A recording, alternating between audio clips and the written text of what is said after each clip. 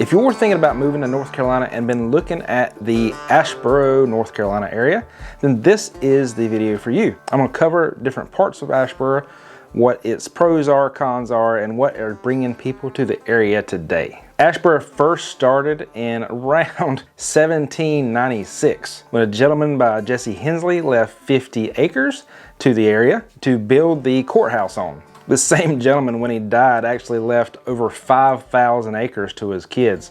I don't know about you, but man, I'd love to have 5,000 acres. Since then, Asheboro has steadily grown.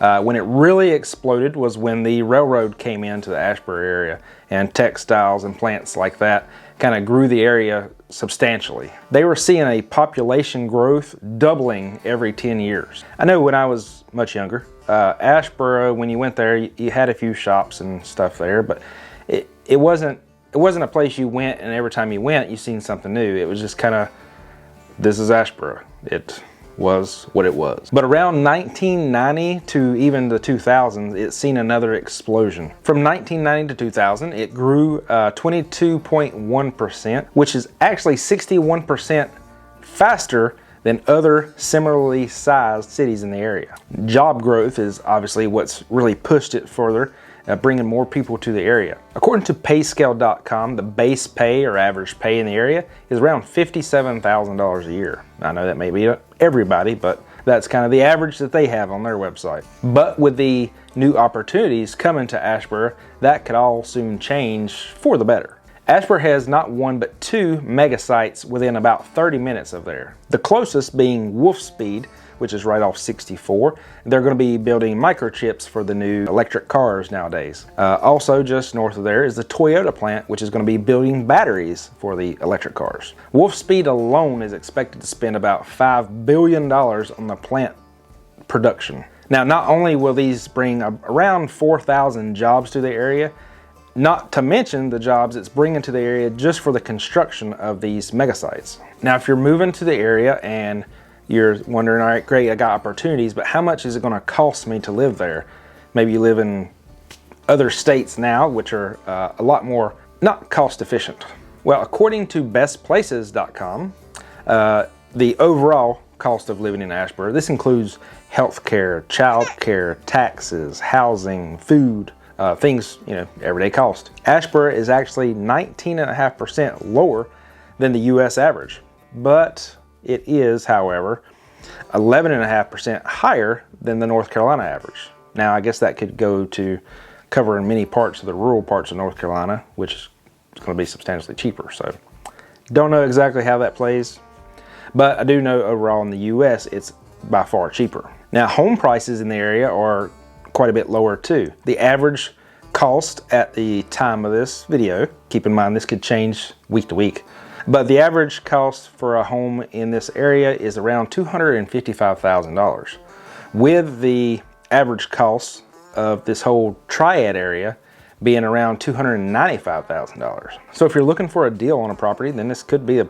good place to start your search. This is also a great area or surrounding areas if you're looking for that house to kind of get away from it all. If you're looking for your a house on 5 acres, 10 acres, 20, 30, 40, 50, even 100 acres, it's a lot easier to find in these more rural areas. A lot of farmland out here, a lot of larger tracts of land. Now, I mean, you're going to pay for it, but it's not going to be nearly as expensive because, like I said, a lot of it is old farmland. So just to give you some ideas, maybe you're looking for that standard 3-bedroom, 2-bath on 5 to 10 acres. What's that going to cost you in these more rural areas outside of the city limits? You're going to be looking at something that, let's say you need something, needs a little bit of work. You're going to be looking in the lower 200s with some acreage, or you could be looking in the lower 400s for something that's probably a little bit newer construction build. Now, inside the city is a great place if you're looking for investment properties. You can find $50,000, $100,000 properties there pretty consistently. If you're looking for something more move-in ready, ready to go, you can find a lot of older homes as well there that have been restored from 1920s, 1970s that are move-in ready. And they can range anywhere from the 230s to the 300s, mid 300s, depending on, obviously the size of the lot and things like that. But don't expect to see a lot of acreage if you're inside the city limits. Now, if you want something brand new, there is some new construction. A lot of times though, it's pretty spotty. It's your individual builders.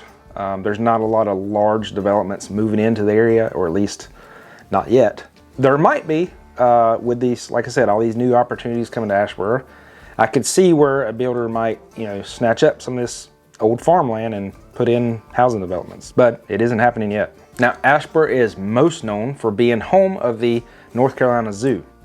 It's over 1,700 animals in there, covering over 2,600 acres. This zoo not only brings in people from all over the state, but it brings in people from all over the country. It's something to see if you're in the area and maybe you haven't ever been to a zoo. It's something definitely to see. I remember going to it as a kid on field trips in school. That's also another generator for the Asheboro economy as well. It brings in outside money into the area.